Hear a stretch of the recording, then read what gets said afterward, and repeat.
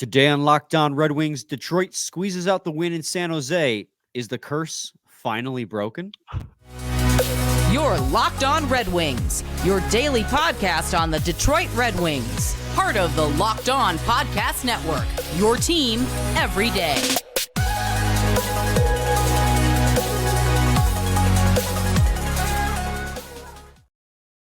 Welcome back to the Locked On Red Wings podcast. We are your hosts, Brian Fisher and Scotty Bentley. I'm a podcast producer for the daily JAWWJ News Radio podcast. Well, Scotty's host over at Locked On Tigers, as well as a freelance journalist for the Detroit News. And today's episode is brought to you by Gametime. Download the Gametime app, create an account, and use code Locked On for $20 off your first purchase. Scotty, congratulations. Your Michigan Wolverines have won the Rose Bowl and have a chance to beat Washington in the national championship game. So I just want to get that out of the way first. Congratulations. Fun night, yeah. I mean, I'm very much a Walmart Wolverine. Let's get that clear. I do not have a degree from Michigan, but yes, been a fan my whole life at least. So yeah, fun night. Yeah, I still have my I'm down south visiting family, and yeah, my little sister found some markers, so I still have some some Michigan stuff on my hands here. But yeah, it was a fun Monday night. That is for sure. That is certainly one word you could use to describe that game. That is the word I would use to describe that. Would that a fantastic evening for me for sure? Would that be the word you would use to describe this 5-3 win over the San Jose Sharks? However, no. It is not even remotely the word I would use. Do you want to know the word? I want to know the word. You want to know the word right now? That's a good smooth transition. That was so good that I didn't even realize it was the transition. That was pretty good, especially for 1:40 in the morning, which it is right now. These are my peak hours, man. I'm at peak performance right now. Do you remember where I don't think you were host ever. yet when I used to wear a hood every single episode? I remember somebody commenting about like take your hood off. That was really funny. Yeah, I used to wear a hood like almost every episode, and then I stopped because like that was I felt, probably unprofessional as we started moving into like YouTube era, but now it's almost 2 a.m. so it's back. My word is stupid. That's my word. Seriously. I thought of it in the middle of the game. I was like, this is the dumbest game I've watched in a while. Dumb, stupid, whatever, whichever one suits your fancy. That's genuinely my word for this game. This was absurd. This was a ridiculous hockey game. They won, so vibes are high. But if vibes we're going not high, I disagree. No. I agreed, and like that's my point. Is if we're gonna play the game like after the Bruins game, when we come on here and we're like, oh, it was a loss, but like they played well. How mad can we be? We also have the right to do the opposite when we get a win, but we look how we just looked and be like, well, we got 2 points. It's hard to be too upset, but like that was kind of brutal and really sloppy and disgusting and stupid, which is my word. Listen, I mean, I'll get to my word in a second, but I just wanted to respond with what you said. There are going to be some people out there who are going to use, and it, to a degree, there is truth to it, right? The Red Wings are playing just as we're tired sitting here after watching this game. Like this, they're essentially, even though they're in the West Coast, they're essentially playing at 1:40 in the morning too. So that is to their bodies at least. So there is a small amount of truth to that. But I just want to nip that in the bud though right away, because that alone is not enough of a reason to give them a pass for their performance in this hockey game. I mean, this is outside of Thomas Hertl.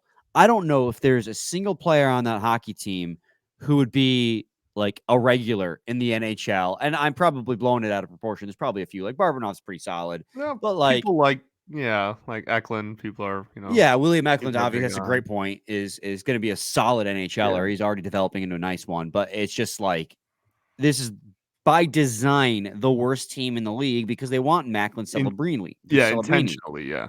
And the Red Wings just continue to struggle against this team. In the first game, it was Hail Mary after Hail Mary, just teams exchanging blows. In this game, the Red Wings looked like they didn't want to be there. The broadcast sounded like they didn't want to be there either. Like I've never, and this isn't a shot at Ken Daniels whatsoever, because Ken Daniels is the GOAT for hockey broadcasters in the city of Detroit, and one of the best to ever do it. But even he was super like low energy this game because everyone is just so tired. But like for the players on the ice, that's not an excuse because your job is to come out and be ready to play. And they didn't look like they were ready to play in this game. I mean, that first period was embarrassing. The San Jose Sharks were dominating the Red Wings. And honestly, it didn't really change too much outside of the first period in terms of, the Red Wings generating opportunities. But that first period, especially, like the Sharks the Red Wings couldn't get possession and they couldn't get out of their own defensive zone. It was crazy. Yeah, no, and so because I'm down in Georgia for the week, I can watch on ESPN Plus and not get blacked out. And so I watched this game, and the broadcast that was available to me was the Sharks broadcast. And even the Sharks broadcasters had made a comment in the first and second periods about how the Wings looked sluggish. They were like, wow, like high energy from the Sharks. Like they look like they're outplaying the Wings, like et Their cetera, et forecheck cetera. was They made insane. multiple comments like that in the first couple of periods of the game, man. It was really, and like it's one thing to have, I don't know if lethargic's the right word, but it's one thing to be sluggish. We'll use your word there. To be sluggish like that, but I mean, some of the decisions that were being made, some of the decision making and the execution of play. I mean, it was just. I don't know. It was not pretty. It was really not pretty. It was sloppy passing all three periods. My goodness. It was tough. Yeah, no, you're spot on. And right there at the end, the sloppy passing is really what stood out to me in the first 20. I mean, all throughout the game, but especially the first 20, the Red Wings were trying to be way too cute with their passes. They kept trying to make these cross ice neutral zone passes that would just continually get picked off. They didn't stop trying either. It just kept failing, and they kept doing it. And they kept trying to make cross ice like defensive zone passes too that would get picked off, and that's why they could not break into the offensive zone. Scotty, in 18 minutes and 7 seconds of 5-on-5 hockey in the first period, the San Jose Sharks had 29 shot attempts to the Detroit Red Wings 9. They had a 76% share of shot attempts. They had a 65% share of the unblocked shot attempts. The Red Wings blocked, doing the quick math here in my head, 16 shots in the first period, which we've talked about this earlier in the season. On one hand, you like to see that the players are willing to put their bodies on the line to protect their goalie. But on the other hand, if you're blocking 16 shots, that means you do not have the puck.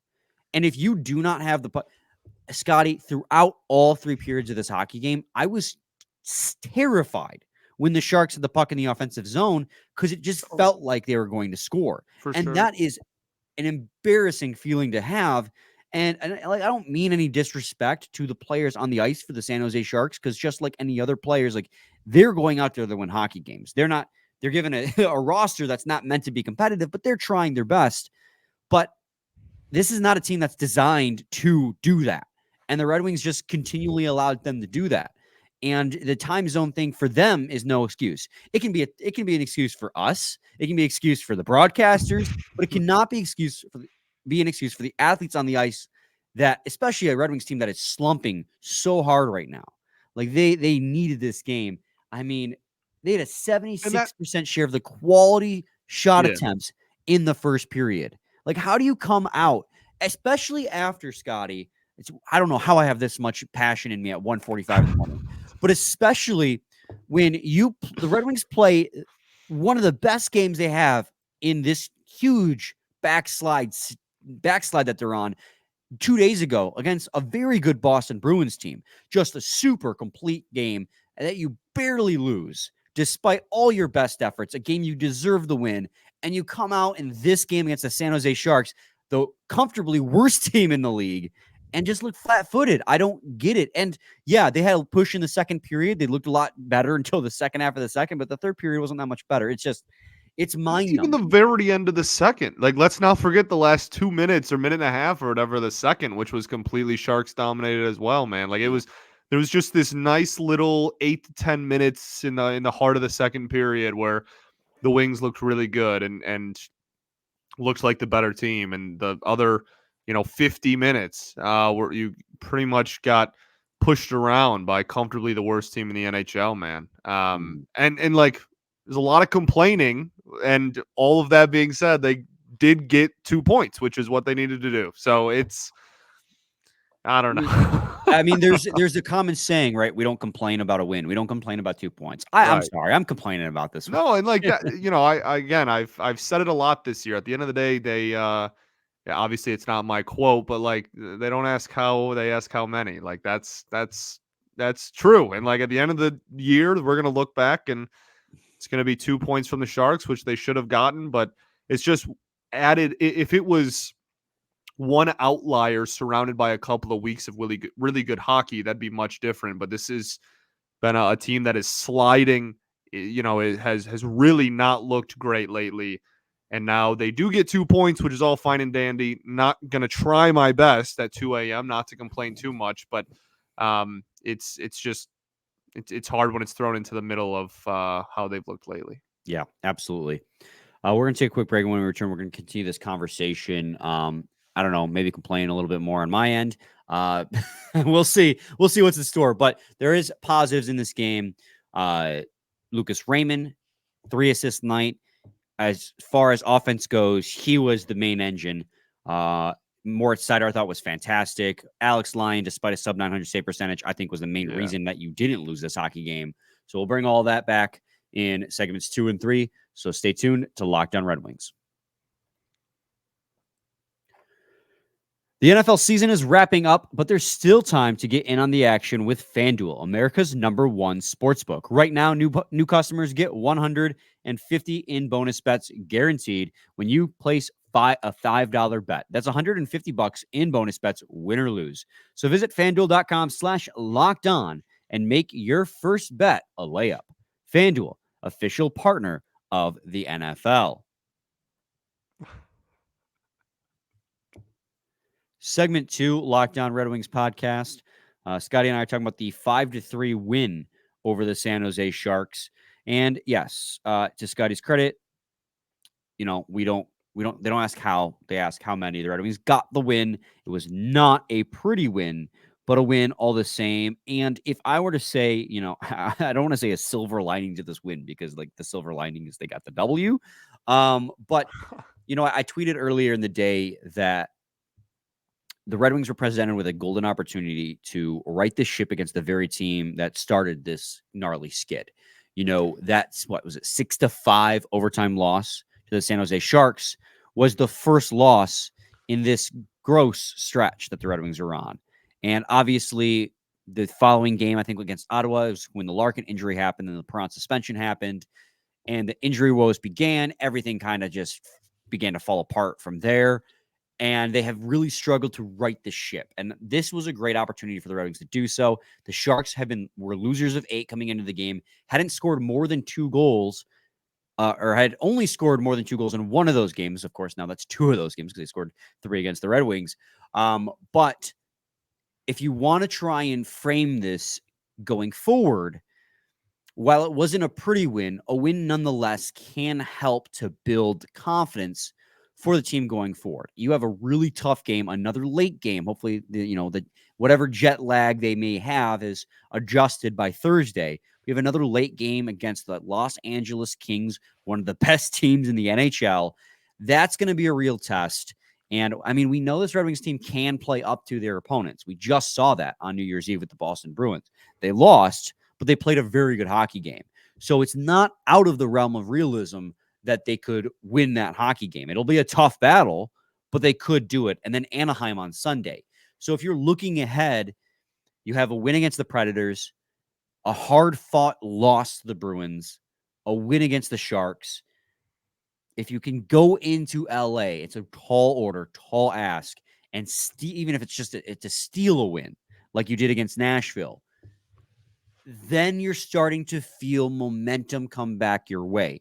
You string together a couple wins. You're right back in the playoff picture. Because despite this skid, the Red Wings aren't that far out of it. I think coming into today, they are 3 points behind Tampa for the last wild card spot. So, and Tampa lost, so they're 2 or 1 point behind now. So you're still right there. The Red Wings just have got to string together a couple wins, and you'll be right back in this. Momentum will come back to their side, and I'll look back on a ugly win to the San Jose Sharks much more favorably if it means we can build on top of that. And that's what I'm hoping they can do, to right the ship against the very team that set them on this downward spiral to begin with. I hope so. I hope so. Obviously, going into LA and walking out of there with a win is going to be a tall order. But I mean, to your point, I mean, not just to reiterate what you just said, but they've been playing. I had somebody reply to one of my tweets tonight with the same thing. Like they've just consistently been playing to their competition for a while, and that's that's a giveth and taketh type of mentality, right? That you're going to be fond of that when they play better teams, and obviously you're going to be really frustrated when they play poor teams. So yeah, man, I would like to think that the team that played against Boston is able to show up, and at the end of the day, they skated by. And again, like I don't want to just sound like super negative and be super complainy and whiny. Like we did walk out of there with 2 points, and if you can go into the LA game, and obviously we'll preview that one later in the week, tomorrow. I don't know why I said it like that, but it's been a frustrating couple of weeks, and this game was a frustrating game in the midst of a frustrating stretch. And but at final scoreboard went our way, so I guess shouldn't be as upset. It's just really hard to, man. There's still so many just glaring, you watch this game, glaring issues that need to be corrected going forward. And if we were playing, again, no disrespect to the Sharks, but like if you were playing anyone else in the league, you probably aren't walking out of there with 2 points. Yeah. I mean, and like you said, we don't want to harp on the negatives of this game, and there were positives to There speak were. to. This was not all just doom and gloom. They won. Yeah, they won, and I think in particular, I mean, my favorite guy in this game, obviously, if I were to pick one guy on the offense and on the defense that I thought were standout performers in a game where not a lot of offense was generated and there was a lot of scrambling in the defensive zone, offensively, Lucas Raymond was very good. I still want him to shoot the puck more, because there are at least 2 times where I was like, Lucas, shoot the puck. I feel like that was a team thing at the beginning of this game, man. The first, I don't know, period and a half, I feel like everybody was just like, holy cow, can you all please shoot, man? I mean, like, you could pull up the heat map if you wanted and show everyone how they had really zero. don't want to. I'm good. It's really ugly. I was just about to get You're gonna do it anyway. Deposit. I'm gonna do it. I brought it up. Now I got to show the people. Yeah, you brought it up. You're doing this. You just riled yourself up. This is not good, guys, against the San Jose Sharks. That's absolutely disgusting. You cannot allow the San Jose Sharks of all teams to score 3 5-on-5 goals against the Red Wings, all in high danger areas. Well, 2 in high danger areas, 1 into the circle. But that Barbanov's. I'm going to ask you a question. Yeah. Which one of these is worse? I don't know if I know the answer. What is worse? Like, is it worse to go up against the Sharks and give up that, or is it worse to go up, play the Sharks, and that be your offensive output? Which one is worse? Yes. You're right. Exactly. How? Again, I don't want to spend this entire show complaining because we did win, but it's just I mean, golly, man. I mean, again. And that's why I was trying to, and before I did this to myself, I was trying to focus more on the positives, because Lucas Raymond, while there was, as you could see on the graph, and for those who are listening, I'm sorry I didn't describe it, but the Red Wings had basically no real high danger attempts in front of the Sharks goaltender Kakkonen. When they did happen, a lot of them were spawned off of Lucas Raymond's passing ability.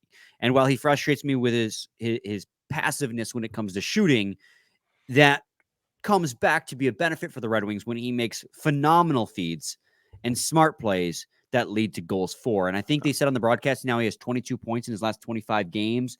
So I know there's been a lot of scrutiny on Lucas Raymond lately about how he's just not like scoring goals. But people got to come to the realization that that's not what Raymond is. He is a pass first guy. Like, I still firmly believe that if he reaches his summit in terms of what his skill set is, he'll probably be a 20 to 30 goal guy, but most of his points are going to come via assist, which is fine in games like this where he gets 3 apples. I mean, the power play also converted twice, which was nice to see, but they weren't very pretty power play goals. I mean, they both kind of came off the rush or broken plays. Yeah. But the feed that Lucas Raymond fed Daniel Sprong through a body to the bumper for Sprong to bury was a beautiful feed. He also had the secondary assist on David Perron's goal, where he was in the corner, fed the puck up to Sprong, who then beautiful cross zone feed to David Perron. And of course, he had the primary assist on David Perron's going cross in front of the goaltender when Perron just throws it back. So like Lucas Raymond's passing, when the offense did click, when the offense did produce results, they came because Lucas Raymond was making good passes. Yeah. And that is a really good thing to see. That is very encouraging.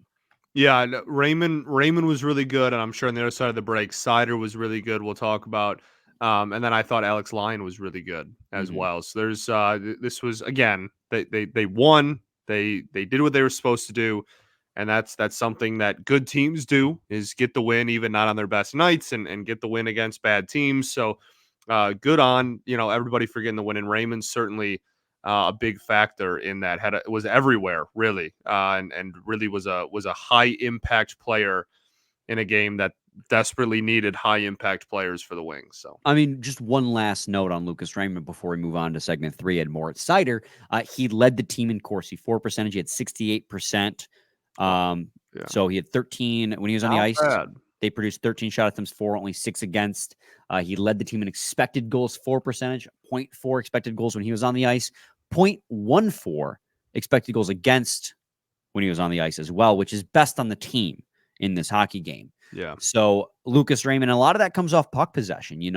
When we talk a lot, and obviously forwards play defense too, right? It's a team game. But a lot of times when forwards lead the way to having less expected goals against, is because when that forward's out there, the Red Wings your team's going to be possessing the puck more. And Lucas Raymond and his line of Dylan Larkin and David Perron were like the one offensive line that was consistently producing or possessing the puck in this game. Didn't mean they, obviously, as you saw on the heat map, they weren't producing a lot of high quality shot attempts a lot of time, but they were the one offensive line in this hockey game that was consistently producing puck possession, which is, I guess, nice to see. Again, it's against the Sharks, but it is a positive from this game. For sure. Anyways, we'll take another quick break. Scotty, like you teased, we're going to be talking about Seider on the other side of it. So stay tuned to segment 3 of Locked On Red Wings. Got to talk to you guys today about Gametime. It is the only ticketing app that gives you complete peace of mind with your purchase. See the view from your seat before you buy, so you know exactly what to expect when you arrive. All-in prices show your total up front, so you know you're getting a great deal before you check out. Buy tickets in seconds with 2 taps. They're obsessed with finding ways to help you save money on tickets. Gametime has deals on tickets right up to the start of the event and even an hour after it starts. It's the place to find last-minute seats. With exclusive flash deals and sponsored deals on tickets for football, basketball, baseball, concerts and comedy, theater, and more. Their zone deals will help you pick the selection, and Gametime will pick the seats for big-time savings. Take the guesswork out of buying tickets with Gametime. Download the Gametime app, create an account, and use code LOCKEDON for $20 off your first purchase. Terms apply. Again, create an account and redeem code LOCKEDON for $20 off. Download Gametime today. Last-minute tickets, lowest price, guaranteed. Segment 3, Locked On Red Wings podcast. Scotty, we're talking about Moritz Seider now. He's not going to be topping the charts in this game in regards to like Corsi for percentage or expected goals for percentage.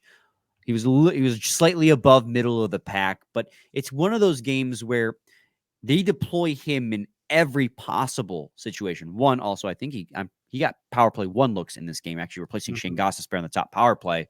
Although ironically, power play 2 is the one that converted in both times. But he obviously got big penalty kill minutes. He played, I think, the most 5-on-5, if not the most, might be second to Sherratt, just because of the way they try to divvy it up. Seider played, second most 5-on-5 minutes next to Sherratt, who played 18:50. He played 18:34. Seider did, for a total of 24 minutes and 18 seconds across all of it. This is a guy that in this game they put in every single situation, and in every single situation he was very good.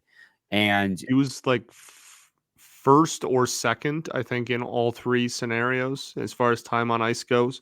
I think he was second in shorthanded, like you said, first and even, and then top 2 in power play as well. Yeah, I mean, this is a guy who, this is like, there was a big talk for a little bit there about his regression, and we obviously defended him on that. And since then, they've put together 3 solid games. Yeah. And on top of that, I think a big part of this newfound success is that, oh my goodness, Scotty, they're being deployed a lot more in the offensive zone. Like significantly more. Yeah, go figure that helps. And he's also, still getting quite a bit of defensive zone deployments as well, but that's fine. That's what you want. You want a more even split. So yeah, he and Jake Wallman still led the defense on defensive zone shift starts, but they actually got several offensive zone shift starts in this game as well, which is, you want to see a more even split in those deployments so you can get the best of both worlds when it comes to Moritz Seider and Jake Wallman, especially as your second pair and your third pair continue to be a giant question mark. It sucks because Moritz Seider and Jake Wallman are probably going to be unfairly leaned upon to take an extra, and we've seen it statistically. I mean, that's what we spent our whole episode about, Friday or Thursday, about how this pair is, like, more so than any other pair in the NHL, is getting unfairly leaned upon to take big time minutes against the best opponents in the worst situations. But when they're the only defensive pair on this team that's any good, and Moritz Seider at 22 years old is as good as he is, that's going to be what's asked of him. And in this game, 3rd game in a row, I thought he absolutely thrived. And a lot of it was in the defensive zone, in my opinion, where he was deployed the most. He was winning almost every single puck battle. He bailed out Rasmussen on 2 terrible turnovers. He bailed out Alex Lyon on a terrible pass to no one. And he just was consistently blocking shots, taking passing lanes away, intercepting pucks, picking pockets, winning those puck battles, and moving the puck up the ice. Moritz Seider had a hell of a game. Didn't show up on the stat sheet, but this is one of those games where he quietly dominates. Absolutely, man. Yeah, he was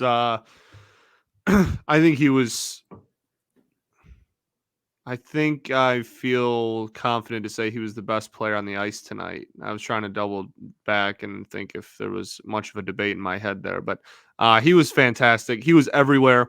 Like you said, I mean, it's really nice to, not only was he stellar in the defensive zone, but it was really nice to see him effective and pushing pace. And he's so good at keeping the puck in the zone, which was something the Wings needed desperately tonight because none of their passes were any good. So, yeah, man, he's obviously a great talent. We've all known that for a while, but it is really nice to see the kind of immediate, dare I say, cause and effect of more favorable deployment, we'll call it. But even on top of that, just in a vacuum, this game, no matter where he was starting off, he was stellar in this one for sure. Yeah. Alex Lyon too. That's also right where I was fantastic. Gonna go. Yeah, man. I obviously had the crazy save. Saved it with his big toe, it looked like, and which was nice. But yeah, man, I've for a while now, my biggest thing is I've consistently, because again, the defense, we showed you the heat map. Like, the defense did this team and did these goalies no favors, right? Or did our goalie no favors. Goodness, it's definitely 2 a.m. But I thought Lyon was really, really sharp. And this is one, I think the phrase I keep saying is, like, I just want to be surprised once. Like, I just want I just want a goalie to really like stand on his head and really just go out there and kind of have a team on my back performance. And I don't know if I would want to make it any more than it was and say that, like It's Alex as Lyon close. single-handedly won us the game or anything, but he was really good, man. He was really good. And for as much as we've been talking, we started off the show talking about all the negatives and how sloppy of a game it was. There was a lot of high danger shots given up, and Alex Lyon absolutely kept them in this hockey game. I know the opponent wasn't good, et cetera, whatever, but I thought he was exceptional in this game, and you kind of mentioned it before we got on air. Like, it really sucks that his save percentage is going to be sub 900 in this one, because he certainly deserves for it to be higher. Yeah, I mean, this is about as close as one of those games that you were asking for out of a goaltender as you're going to get in recent memory. And obviously, I'm sure in the front office, in the locker room, in the coaching's office, whatever they do, wherever they do their job. Again, 2 a.m, they'll probably still think Husso is their starter when he gets healthy. But I mean, Alex Lyon is making a push, and I know most people are going to look at the stats and be like, "Oh, 889 save percentage, that's not very good." And yeah, that goal that Zetterlund scored was weird and definitely soft. And people blaming Andrew Kopp on that goal, it was really weird to me because Andrew Kopp saved a goal, and then because he scooped it away from the goal line, and then Alex Lyon kicked it back in. I don't know why people are. It's a whole different conversation for a different day. The Kopp is a very polarizing figure on this team. There's always somebody has to be, right? Somebody's got to be a polarizing figure. Yeah, Zadina's gone, so yeah, so good to see him out there. He had a lot of shots on net, couldn't bury the puck. Yeah, Kopp is. I mean, Zadina. You're talking about Zadina. Yeah, he wanted it bad. He wanted it real bad. You could tell, man. He had a lot of opportunities in this game, a lot, and just could not bury it. But as far as Lyon goes, I mean, I think he is your bona fide backup at the very least, or your 1B if you want to even go that far with his play recently. I mean, he certainly leapfrogged Reimer if all three are healthy. Easy. And then, if even with that weird goal, which if I'll call soft, I'll be honest, I thought it was a soft goal. Yeah. I mean, he was lights out the rest of the game.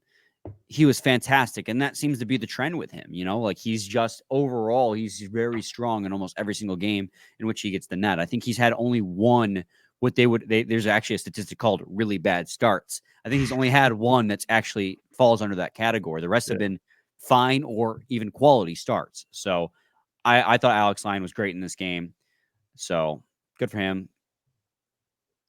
We didn't really talk about the goals and how they happened. I mean, it was more overall just about the overall performance in this game. Daniel Sprong, power play goal. Good for him. JT Comfort Kokkinen's going to want that one back. That was just a yeah. I mean, we're talking about softies. About softies let in by Lyon. I'm pretty sure, not including the empty netter, half of the Red Wings goals tonight could be considered softies. Mm-hmm. I mean, David Perron's second goal was just wild. Like that wasn't a softie. It was just a really unfortunate redirection. And credit to Dylan Larkin because probably a much better way to put it. Yeah. I mean, credit to Dylan Larkin. I mean, that doesn't happen unless he's doing a net front battle leading to that redirection. Yeah. He didn't get a piece of it, but the defensive player that was covering him did. I thought it was his skate at first. I was terrified they were going to wave it off. Yeah. The way he was falling, I don't know if you could even determine if reffing's been weird. But yeah, I wasn't his skate. We don't have to worry about it. And we don't have time for it because we got to wrap it up. But there is, I mean, we briefly mentioned it, but outside that top pair, it gets rough real quickly because Sherratt and Gostisbehere were paired up for the bulk of this game, and Gostisbehere was pretty bad defensively in this game, and Sherratt was again the worst player on the team when it comes to Corsi 4%, expected goals 4%. But I wouldn't be so shocked if I look real quick here and see he led the team on blocked shots. Yep, 4 blocked shots. Oh, Wallman actually number 1 with 5. God, they had 25 blocked shots in this game. Wallman had a huge block on a penalty kill. Can't remember if it was the end of the second or the start of the third. I think it was whatever Larkin's slash was. I'm pretty sure it was that penalty. Oh, yeah. Yeah, you're right. Wallman had a huge. I mean, that was a one-timer from, I don't know, from Grace that I really thought was going to be a nice shot on net. And Wallman put the body on the line and got a block. So 29 blocked shots for the Red Wings in this game. I love. Again, Gritty. I love seeing them put their body on the line, but that just means that you did not have the puck as nearly as much as you should. It also, I mean, we saw Fabry went down in this one. He trying to finished the block game. a shot today, so But you, put that at risk a little bit too. That's hockey, baby. I'm gonna go to bed. Yeah, me too, man. We ball. Let's go. I got to be up in 5 hours. That's cool. You can wrap it up then, or we can just stare at each other and you can make that number less and less. Your eyes are pretty dreamy, so I don't mind staring at you. They are, dude. All right. We'll be back with a new episode with hopefully a little bit more energy tomorrow, which would be technically Thursday. So we're going to preview the game against the LA Kings in that one. Stay tuned for that. Oh, final thoughts? I already said it. Oh, did you? I see, dude. I'm out of it. Sorry. Same time, same place. It's your team every morning. Every day.